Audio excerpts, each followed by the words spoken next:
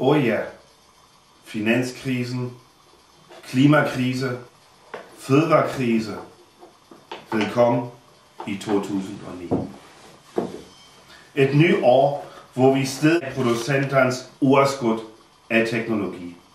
Spekulanternes grådighed og underskud af medmenneskelighed.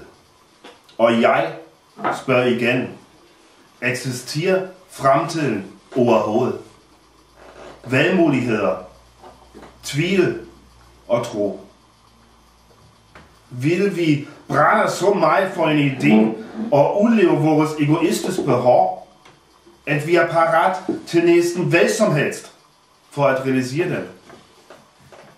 I 2009 har NASA forpligtet sig at holde øje med såkaldte nærjordsobjekter, og russerne taler om, at asteroidenskjold bør vedtages på international plan.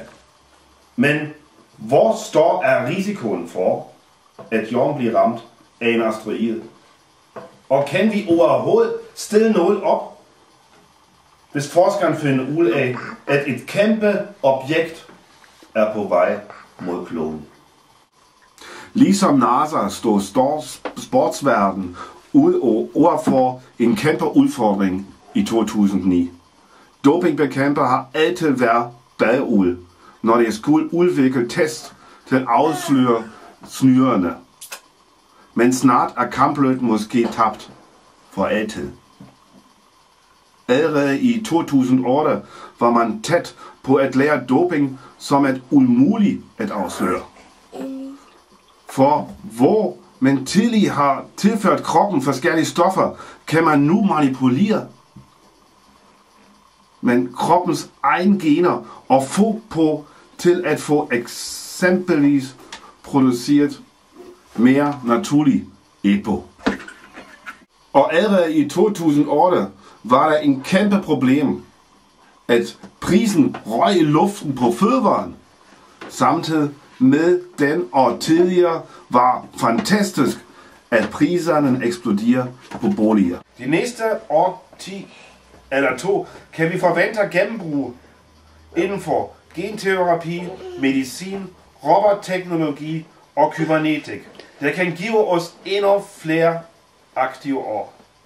Sammen med længere levesalder og færre børnefødsel bliver frisørsbøden større. Når vi ikke gider producere fremtidens arbejdskræfter selv, må vi importere. Det bliver et hårdt år til Danske Folkeparti.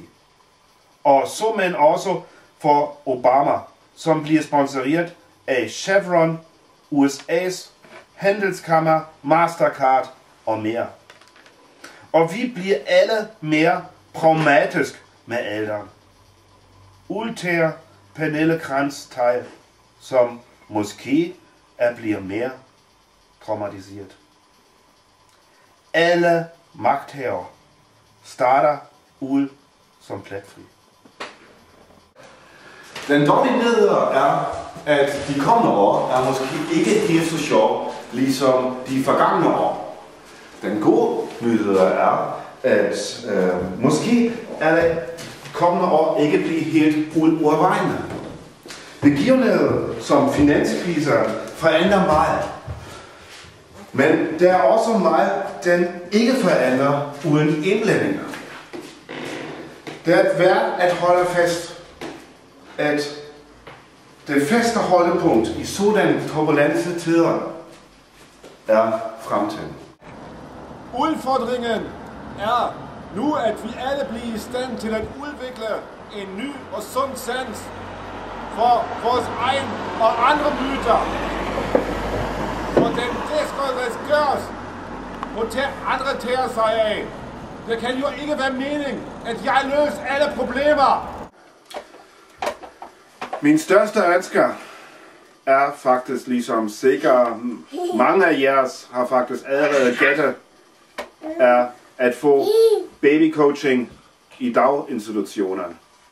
Men også, at vi bliver frie for de sletteste lidenskaber og slimste hvilefejl.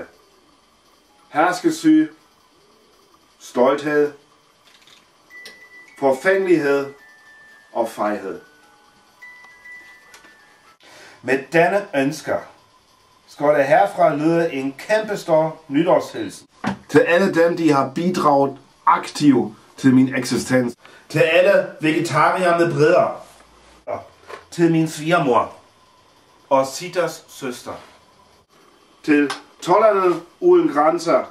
Til alverdens fremmedarbejdere. Til grænserne uden toller. Til hele verden. Godt nytår. Godt nytår. Godt nytår. Godt nytår. Godt nytår! Gud bevar Supergreen!